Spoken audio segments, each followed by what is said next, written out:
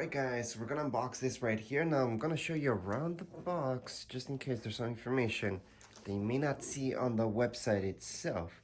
So that's all the way around, and that's about it. So let's just unbox this. So inside, and that's it. That's all we get inside the box. So let me just open this up. Here you go. Let me take this apart. And this is huge. Does this come out? Yeah, it comes out. So the rubber part does come out, which is good. This comes out too for cleaning. It's very important that everything comes out apart. Blades look pretty good.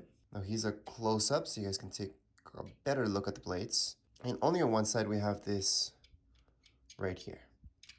I'm just gonna put this back, put it on the side. Now this says 1.25 liters or 6 cups up to here. Now the lid itself, it's pretty standard. Let me just take it out. Yeah, pretty standard, nothing fancy about it. But it is obviously good that it's pretty long, so once you want to lift this up, it'll make it pretty easy to lift up the lid.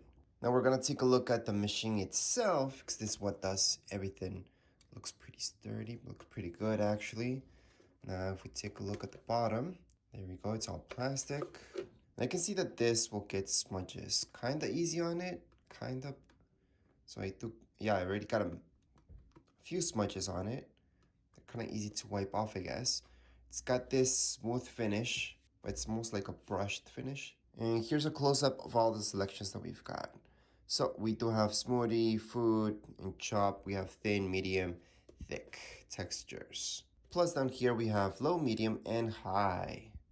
Plus obviously our start and stop. And this would be our pulse. Now to turn this on, that would be the top. So it's a pretty simple design, pretty simple. And it should be really simple to use.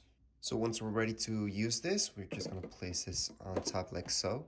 And once it's sitting on the top, we can go ahead and turn it on.